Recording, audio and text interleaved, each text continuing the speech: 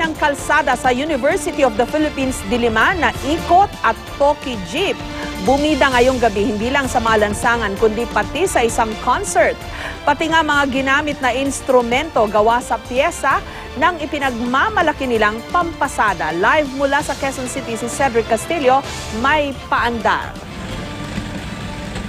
Yes, Jessica, tamang-tamang pang-ending sa nakaka-stress na linggong ito. Itong konsyerto kanina na ginanap dito sa may UP Diliman, kung saan ang pangunahin ngang tugtog o tunog ay galing sa isang sasakyan na siguro para sa ilan sa atin ay nakakarindi kung papakinggan. Pero kanina pinakita ng mga musikero at pinatunayan nila na ang ingay na galing sa jeepney ay maaaring maging musika. Sa garalgal pa lang ng makina at boga ng tambutso, makikilala na agad ang tunog ng nag-iisang hari ng kalsadang Pinoy.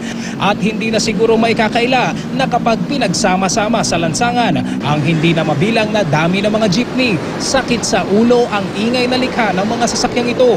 Pero para sa tsuper na si Mang James, musika sa tenga ang tunog ng kanyang serbis. Sa lumipas na 3 dekada, walang patid, iisa ang kanyang ruta, ikot sa campus ng UP Diliman. Dito kasi, resko ang biyahe namin dito. Walang traffic. Mas maganda kaysa sa lumabas pa. Oo, mas maganda dito. Pero sa gabing ito, sa loob pa rin ng UP, hindi sa commuters, kundi sa isang konsyerto bumida ang mga tsuper ng State University. Sasaliw ng musika mula sa mga tiga-UP College of Music. Sabay nagronda sa Science Amphitheater ng campus ang ikot jeep ni Mang James. At kasalungat naman siyempre pa ang Toki Jeep o yung mga kabaligtaran naman ng ruta ng mga ikot. Dahil isang tribute sa mga makikisig na tsuper ng UP Diliman, ang konsyertong Jeepney Orchestra Ikot Toki. Sa hindi pangkaraniwang material, yari ang ilan sa mga instrumentong ginamit. Saan pa nga ba? Kundi sa mga piyesa ng jeepney, gaya ng tambutso, tubo at iba pa. Mga inassemble na goma at bakal na kapag hinipan, hindi nakatutulig na ingay, kundi musika ang lumalabas. Bali, po yung tunog niya, mas mahina. Kasi yung metal niya iba. Iba yung metal niya na ginamit. Pero music pa rin na lumalabas.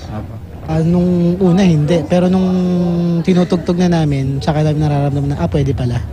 Maganda ba sa tenga? Oo, okay.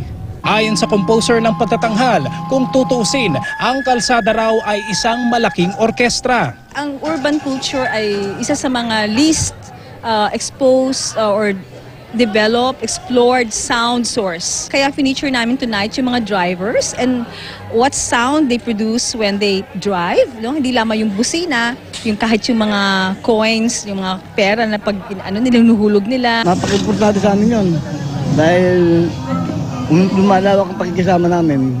Talagang tatak ng UP kasi kung walang ikot Toki, mahirapan ang mga estudyante. Barya-barya man ang katapat ng serbisyong hatid nila sa atin. Mananatili raw na ang pasahero at ang tsuper magka-vibe sa kalsada at sa indayog ng lansangan palaging magkasabay.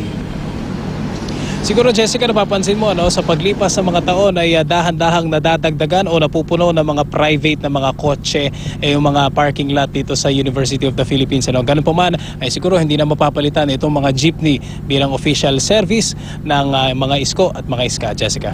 Maraming salamat sa iyo, Cedric Castillo, at sa iyong paandar.